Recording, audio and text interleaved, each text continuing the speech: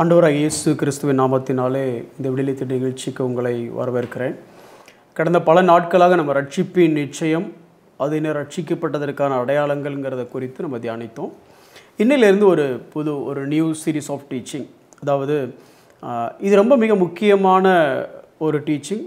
ஒவ்வொரு கிறிஸ்தவ மக்களுக்கும் இது எவ்வளோ தூரம் அவசியங்கிறது ஒரு சின்ன எடுத்துக்காட்டு சொல்கிறேன் பாருங்களேன். இப்போ ஒரு கணவன் அல்லது ஒரு வாலிப பையனுக்கு ஒரு பொண்ணை பார்த்து நிச்சயம் பண்ணுறாங்க. நிச்சயம் பண்ண உடனேயே காரியமாக என்ன பண்ண ஆரம்பிப்பாங்கன்னு ஒருத்தர் பேச ஆரம்பிப்பாங்க. ஏன் பேசுகிறோம் அப்படின்னு கேட்டால் ஒருத்தர் தெரிஞ்சுக்கிறோம் அப்படின்னு சொல்லி பேச ஆரம்பிப்பாங்க. அதுக்கப்புறம் என்ன பண்ணால் நிறைய பேசுவாங்க, நிறைய பேசிகிட்டே இருப்பாங்க. 4 மணி நேரம் 3 மணி நேரம்லாம் பேசுவாங்க. கல்யாணம் ஆயிரும். அதுக்கப்புறம் அந்த பொண்ணு கேட்கும், என்னப்பா இப்போ பேசவே மாட்டேங்கிறீங்க அப்படிங்கும்.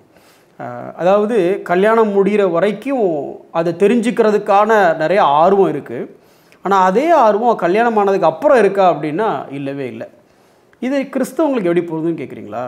ஆரம்ப காலகட்டத்தில் கிறிஸ்துவுக்குள்ளே வந்த உடனே நாம் ஆண்டரை பற்றி தெரிஞ்சுக்க நிறைய ஆசைப்படுவோம். எங்கே மீட்டிங் நடந்தாலும் போவோம், யார் பிரசங்கத்தினாலும் கேட்போம், எல்லா பிரசங்கத்துக்கும் பேப்பர் பேனோட நோட்ஸ் எழுதுவோம், ஆண்டரை பற்றி நிறைய தெரிஞ்சுக்கணும்னு நிற்போம். அப்புறம் போக நமக்கு தான் தெரியுமே. இப்போது கர்த்தரன் மேய்ப்பராக இருக்கிறாருன்னா மேய்ப்பர்னா எனக்கு தெரியாது, நமக்கு தெரியாதா? இன்றைக்கி ரட்சகருங்கிற காரியத்தை குறித்து சிந்திப்போம் அப்படின்னா ரட்சகர் நமக்கு தெரியாதா? மீட்பர்னா நமக்கு தெரியாதா? இப்படி எதை பற்றி பேசினாலும் நமக்கு என்ன வந்துடுது அப்படின்னா அதன் மேலே ஒரு மிகுதியான ஒரு ஆர்வம் இல்லை. ஆனால் இதுதான் நம்ம பலமுறை பின்வாங்கி போகணும்னு சொல்கிறது என்னென்னா, ஆண்டவருக்கு உறவில் சோர்ந்து போகிறதுக்கும் மங்கி போகிறதுக்கும் பெரிய காரணம், அல்லது ஒரு துடிப்போடு ஆண்டவருக்காக ஓட முடியாமல் சோறு வருவதற்கு காரணம் என்னென்னா ஆண்டவரை பற்றி அதிகமாக அறியாததுனால. இதை மாதிரி ஒரு கூட்டம் இருந்துச்சு. அதாவது அவங்க நினச்சிக்கிட்டாங்க, நமக்கு எல்லா தெய்வத்தை பற்றியும் தெரியும், நமக்கு தெரியாத தெய்வம் ஊர்லேயே கிடையாது அப்படின்னு ஒரு எண்ணம் ஒரு மக்களுக்கு இருந்தது. அதாவது அத்தேனை பட்டணத்தை பற்றி நான் சொல்கிறேன். பவுல் தெசலோனிக்கே பட்டணத்தை ஊழியம் பண்ணிகிட்டு இருக்கிறாரு. அங்கே சில பிரச்சனைகள் வந்த உடனே அங்கேருந்து பெராயா பட்டணத்துக்கு வராரு. ஒரு 70 மைல் தூரம் ட்ராவல் பண்ணி பெராயா பட்டணத்துக்கு வராரு. இந்த பெராயா பட்டணத்தில் ஊழியம் பண்ணிகிட்டு இருக்கும் பொழுது இங்கே நல்ல வசனத்தெல்லாம் கேட்டு ஏற்றுக்கொள்ள ஆரம்பித்தாங்க. உடனே தெசலோனிக்கே பட்டணத்தில் வேனை பிடிச்சி இங்கே பிரச்சனை பண்ண ஆரம்பிச்சிட்டானுங்க. உடனே இப்போ என்ன பண்ணுறாரு அப்படின்னா, இங்கே இருந்து இந்த மக்கள் அவரை எஸ்கார்ட் பண்ணி என்ன பண்ணுறாங்கன்னா ஒரு 270 மைல்ஸ் அப்ராக்சிமேட்டாக ட்ராவல் பண்ணி ஏத்தேன் பட்டணத்தில் விட்டுட்டு போகிறாங்க. அத்தேனே பட்டணத்தில் விட்டுட்டு போகிறாங்க. இப்போ இங்கே ஏறக்குறைய பவுல் தனியாக இருக்கிற மாதிரி ஒரு சிச்சுவேஷன். அங்கே இவர் பார்க்குறாரு, ஊரில் எல்லா பக்கமும் எல்லா சாமிக்கும் கோயில் கட்டியிருக்காங்க. அப்போ இதை பார்த்தோன்னே அவருடைய ஆவியில் ஒரு கலக்கம், ஒரு வைராக்கியம். என்னடா இவங்களுக்கு பக்தி இருக்குது, ஆனால் தெய்வம் யாருன்னு தெரியலையே. இப்போ கிறிஸ்தவனோட பிரச்சனை என்ன அப்படின்னா, தெய்வம் யாருன்னு தெரியும் ஆனால் பக்தி இருக்காது. மற்றவங்களோட பிரச்சனை என்னென்னா அவங்களுக்கு தெய்வம் யாருன்னு தெரியல, ஆனால் பக்தி அதிகமாக இருக்குது. நான் சொல்கிறது உங்களுக்கு புரியும்னு நினைக்கிறேன். இந்த அத்தேனே பட்டணத்து மக்களுக்கு பக்தி ஜாஸ்தியாக இருந்துச்சு, ஆனால் உண்மையான தெய்வம் யாருன்னு தெரியல. அதனால தான் அவங்க என்ன பண்ணுறாங்கன்னா, எல்லாத்துக்கும் கோயிலை கட்டி ஒரு வேளை நம்ம யாரையும் மிஸ் பண்ணியிருந்தா அப்படின்னு சொல்லிட்டு அதுக்கும் ஒரு பலிபீடத்தை கட்டி நாங்கள் மிஸ் பண்ண தெய்வமாக இருந்தால் அவராக இருக்கட்டும் அப்படின்ட்டு அன்னோன் காட்னு பேர் வச்சுட்டாங்க. பவுல் இது பார்த்துட்டே வர்றாரு. பவுலுக்கு ஒரு விஷயம் புரியுது, இவங்க அன்னோன் காடுன்னு சொல்லி இதை கோயிலை கட்டியிருக்காங்க, but basically they don't know about God. அதாவது அறியப்படாத தெய்வத்திற்கு கோயில் கட்டின இவங்களோட உண்மையான நிலைமை என்னன்னா, தெய்வம்னா எப்படி இருப்பாருங்கிற அறிவு அல்லது அறிதலே இல்லை அப்படின்னு அவர்களுக்கு புரிய வைக்கிறார். இந்த சம்பவத்திலிருந்து நாம் கற்றுக்கொள்ள வேண்டிய அல்லது அடுத்த தொடர் போதனைக்கான ஒரு இன்ட்ரோடக்ஷனை மட்டும் இன்றைக்கி நான் கொடுக்குறேன். பவுல் அந்த ஊருக்கும் போயிட்டு, அதாவது அந்த அத்தேனே பட்டணத்துலேயும் போய் அங்கே இருக்கக்கூடிய சினகாக் அல்லது இந்த சிற்றாலயம் அல்லது ஜெபாலயத்தில் பிரசங்கம் பண்ணுறாரு. அதுக்கப்புறம் என்ன பண்ணுறாருன்னா, அப்படி ரோட்டில் உட்காந்துட்டு அந்த இடத்துல போகிறவனுக்குலாம் பப்ளிக் ஸ்கொயர் அப்படின்னு வருது ஆங்கிலத்தில், ஒரு தெரு பிரசங்கம்னு வச்சுக்கலாமே. அப்படியே சும்மா ஒரு காலி இடத்துல உட்காந்துருப்பாருன்னு நினைக்கிறேன். 4 பேர் கூடி வர இடத்துல அங்கே வர்றவன் போகிறவன்ட்டெல்லாம் ஆண்டரை பற்றி சொல்லிகிட்டே இருக்கிறாரு. சினகாக்கில் முடிஞ்சிருச்சு, தெருவில் பிரசங்கம் முடிஞ்சிருச்சு. இப்படி தெருவில் இவர் நிறைய பேர் கேட்டுட்டு போய் அதை சந்தியில் பேசுகிறத கேட்டுட்டு போய், நடா இவன் நிறைய ஏதோ புதுசாக பேசுகிறான், வரச்சிருப்பா அவனை மார்ஸ் மேடைங்கிறது அது ஒரு ப்ரெஸ்டீஜியஸ் ஒரு புல்பிட்னு வச்சுக்கலாம். புல்பிட்டுன்னு சொல்ல முடியாது, அது ஒரு ஸ்டேஜ். அங்கே இந்த தத்துவ ஞானிகள், அறிவாளிகள், இவங்கெல்லாம் டிஸ்கஸ் பண்ணக்கூடிய இடம். புதிதாக ஏதாவது ஒரு கருத்து, புதிதாக ஏதாவது ஒரு கொள்கை வந்து டிஸ்கஸ் பண்ணக்கூடிய இடம். அந்த இடத்துக்கு பவுல் வந்துட்டார். இங்கே வச்சு அவர் பண்ணின பிரசங்கத்தினுடைய ஒரு சில சாராம்சம் இது அவங்களுக்கு மட்டும் பொருந்தில்லை, நமக்கும் சில விஷயத்தில் பொருந்தும். எப்படி? அவங்களுக்கு தெய்வம்னா யாருன்னு உண்மையான ஒரு அறிதல் இல்லை. அவங்கக்கிட்ட போய் பவுல் சொல்லும் பொழுது யூ டோன்ட் நோ காட் அல்லது God is not like as you know. நீ நினைச்ச மாதிரி தெய்வம் இல்லைப்பா. இது நம்ம வந்து சொல்லலாம். நாமளே இப்படி தெரியுமா, பல முறை எடுத்துமா, ஏன் இவருக்கு புரியவே மாட்டுக்கு அப்படின்னு நினைக்கிறோம். ஏதோ அவர் நம்ம பக்கத்து இருக்கார் மாதிரியும், இல்லை நமக்கு அவர் ஈக்குவல் மாதிரி, ஏன் நான் கேட்குற மாதிரி ஆண்டர் ஆன்சர் பண்ண மாட்டேங்கிறாரு. இப்போ basically do you know God, அதாவது இந்த நோ காடுங்கிறது நிறைய டிஃப்ரென்ஸ் இருக்குது. அந்த ஏதோ சும்மா இந்த அவங்க அந்த தெய்வம் எனக்கு இந்த தெய்வம் அப்படி இல்லை. Do you really know who is God? ஒரு தெய்வம்னா அவர் எப்படி இருக்கணுங்கிறதா உங்களுக்கு புரிஞ்சிருக்கா அப்படின்னு சொல்லிங்கிற அந்த தொனியில் அவங்க பேச ஆரம்பிக்கிறார். அந்த வசனத்தை வாசித்து நான் உங்களுக்கு எக்ஸ்பிளைன் பண்ணுற மாதிரிலாம், யார் தெய்வம் அப்படின்னு சார் 2 வசனத்தை தான் எடுக்க போகிறோம். அதை எக்ஸ்பிளைன் பண்ணுறதுக்கு எனக்கு டைம் இருக்காது, நம்ம அடுத்து தொடர்ந்து இதை தியானிப்போம். 2 வசனத்தில் பவுல் சொல்லக்கூடிய பிரசங்கத்தினுடைய 2 வசனத்தை மட்டும் வாசிக்கிறேன். அப்போஸ்தலர் நடவடிக்கைகள் 17வது அதிகாரத்தில் வரக்கூடிய பகுதி இது. 24, 25 வசனத்தை நான் வாசிக்கிறேன் பாருங்களேன். உலகத்தையும் அதிலுள்ள யாவற்றையும் உண்டாக்கின தேவனானவர் வானத்திற்கும் பூமிக்கும் ஆண்டவராய் இருக்கிறபடியால் கைகளினால் கட்டப்பட்ட கோவில்களில் அவர் வாசம் பண்ணுவது இல்லை. 25வது வசனம், எல்லாருக்கும் ஜீவனையும் சுவாசத்தையும் சகலத்தையும் கொடுக்கிற அவர் தமக்கு யாதொன்றும் தேவையானது போல மனுஷர் கைகளால் பணிவிடை கொள்ளுகிறதும் இல்லை அப்படின்னு சொல்லிட்டு பிரசங்கம் கண்டினியூ ஆகுது. இந்த 2 வசனத்திலிருந்து பவுல் சொல்லக்கூடிய தெய்வம் என்றால் யார்? நம்ம எல்லாருக்குமே தெரியும், திரித்துவ தெய்வமாகிய தேவன் மாத்திரமே தேவன் நமக்கு தெரியும். இப்போ பொதுவாக தேவன்னா யாருங்கிறத புரிஞ்சாதான் இந்த தெய்வம் எப்படிப்பட்ட தெய்வம் அப்படிங்கிறத நம்ம புரிஞ்சிக்க முடியும். ஏன்னா because many days we don't treat God as God. நம்மளுடைய கிறிஸ்தவர்களுடைய முக்கியமான மனம் திரும்பிய காரியம் என்ன அப்படின்னா, are we treating God as God? தேவனை தேவனாக பாவிக்கிறோமா?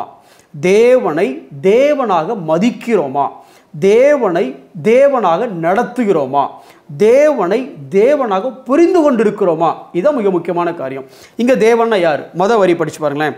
உலகத்தையும் அதில் யாவற்றையும் உண்டாக்கின தேவன் அவர். அப்போ காரியம், God is the creator of all. நீ சொல்லும் பொழுது கிரியேட்டர் இஸ் above all. நல்லா கவனிச்சு பாருங்க. இப்போ நான் ஒரு லேப்டாப் வச்சு ஒர்க் பண்ணிட்டு இருக்கிறேன் அப்படின்னா, இந்த லேப்டாப்போட நான் பெரியவன். ஏன்னா இந்த முழு லேப்டாப் என் கையில் தான் இருக்குது. என்ன நினைச்சாலும் சரி இந்த லேப்டாப் என்ன ஓவர் கம் பண்ண முடியாது. 4 நாள் இதை சார்ஜ் போடலைன்னா அந்த லேப்டாப் ட்ரை அவுட் ஆகிரும். அப்போது இந்த உலகத்தில் நம்ம பார்க்குற எல்லாவற்றையும் உங்களுக்கு சந்தோஷம் தருகிற காரியமாக இருக்கட்டும், இல்லை உங்களுக்கு செழிப்பை தருகிற காரியமாக இருக்கட்டும், இல்லை இந்த உலகத்தில் நீங்கள் பார்க்குற பணமாக இருக்கட்டும், குடும்பமாக இருக்கட்டும், இல்லை வேலையாக இருக்கட்டும், அரசாங்கமாக இருக்கட்டும், வியாபாரமாக இருக்கட்டும், எல்லாவற்றையும் உண்டாக்கினவர் தேவன். நாம் என்ன பண்ணிட்டோம் அப்படின்னா, உண்டாக்குனவரை தேவனை பார்க்காம தேவனால் உண்டாக்கப்பட்டதை பல நேரத்தில் தேவனை பார்க்க ஆரம்பிச்சிட்டோம். யோசிச்சு பாருங்க, வாரத்தில் ஒரு நாள் சர்ச்சுக்கு போகிறோம், ஆனால் மிச்ச நாள்லாம் பாருங்க எப்படி இருக்கிறோம். அல்லது எப்படி வச்சுக்கலாமா, ஸ்பெஷல் கிளாஸை கட் பண்ண மாட்டோம், ஆனால் சண்டே ஸ்கூலில் கட் பண்ணுவோம். இப்போ நமக்கு யார் தேவன்? ஆனால் உங்கள் ஸ்பெஷல் கிளாஸை உண்டாக்குனதும் படிப்பை உண்டாக்குனதும் எல்லாவற்றையும் உண்டாக்கினவர் தேவன். அப்போ உண்டாக்கப்பட்டவைகள் தேவன் அல்ல, உண்டாக்குனவர் தேவன். நீங்கள் தேவனை அப்படி பார்க்குறீங்களா? இந்த உலகத்தில் நான் பார்க்குற எல்லாவற்றையும் அவர் தான் உண்டாக்குனார், அவர் தான் எல்லாத்துக்கும் மேலே, அந்த ஒரு புரிதல் உங்களுக்கு இருக்கா? 2வது பாருங்களேன், அவர் வானத்துக்கும் பூமிக்கும் ஆண்டவராக இருக்கிறபடியால், ஹீ இஸ் லார்ட். எதுக்கு லார்ட்? வானத்துக்கும் பூமிக்கும். உங்களுக்கு அதிகபட்சம் என்ன தெரியும்? மேலே ஏறி பார்த்தீங்கன்னா, மேலே தலையை தூக்கி பார்த்தீங்கன்னா வானம், கீழே குனிஞ்சு பார்த்தீங்கன்னா பூமி. இது 2யும் தவிர நமக்கு வானத்துக்கு மேலே நம்ம போனதில்லை, பூமிக்கு கீழே நம்ம போனதில்லை. நமக்கு தெரிஞ்சது இந்த ஏரியா மட்டும்தான்.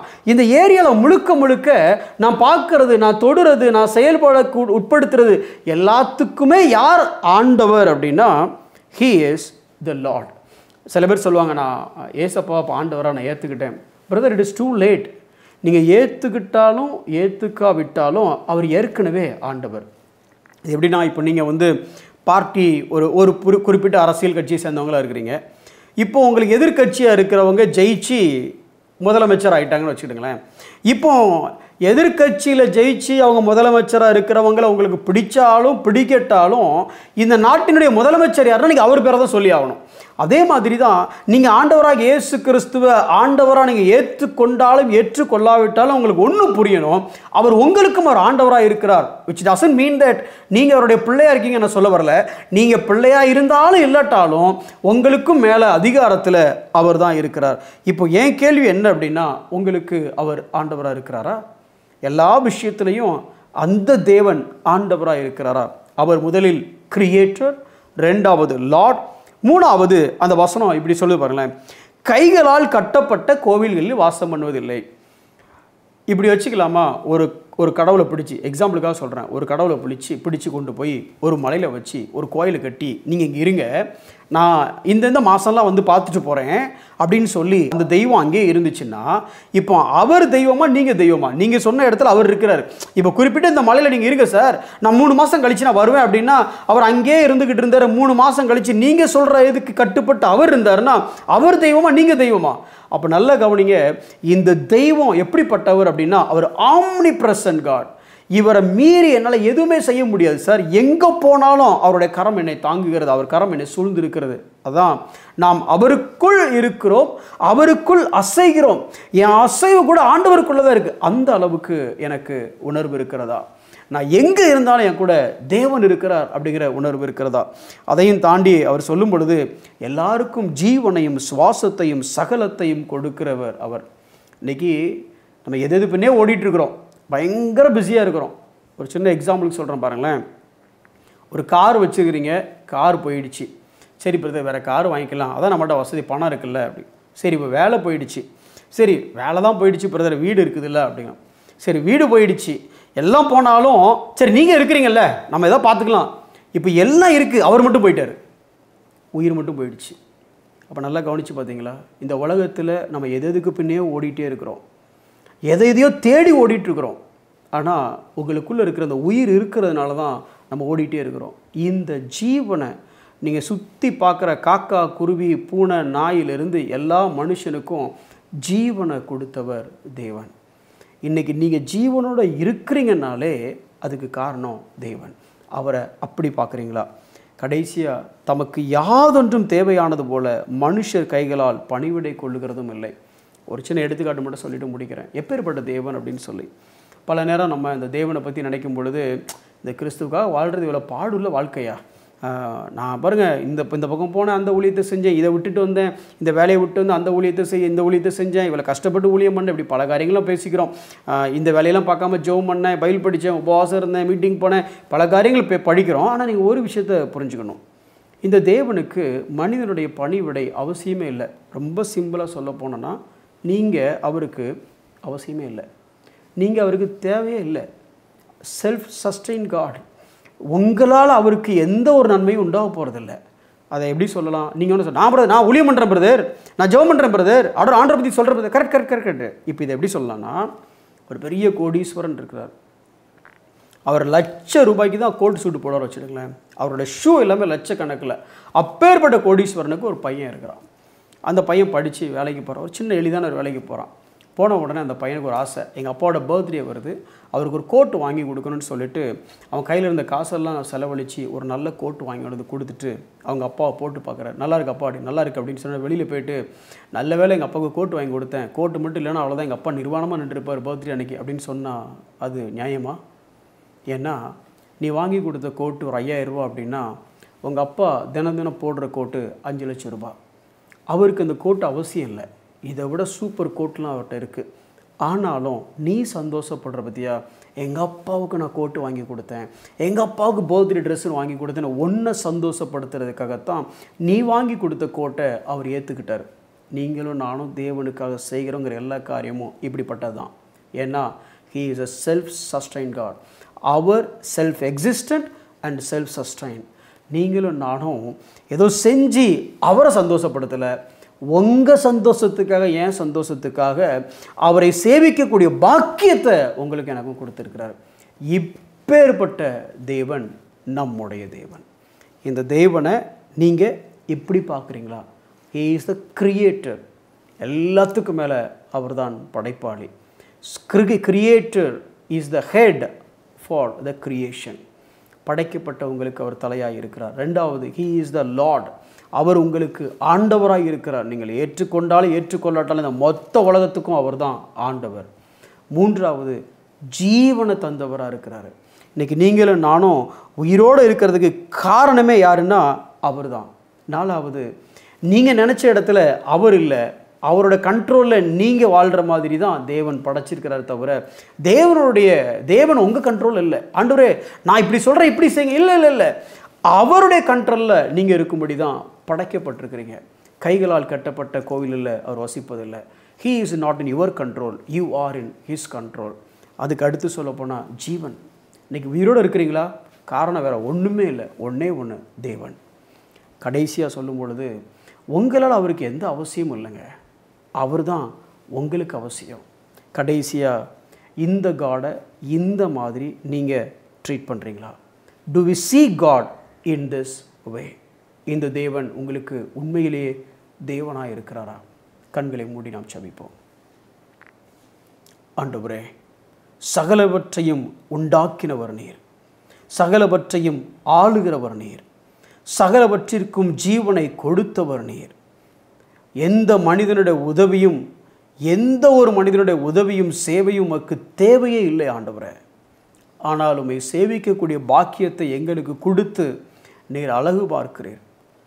உம்மை அப்பேற்பட்ட தேவனாக நாங்கள் காண பயபக்தியோடு உம்மை தொழுது கொள்ள சேவிக்க எங்களுக்கு நீர் கிருபை செய்யும்.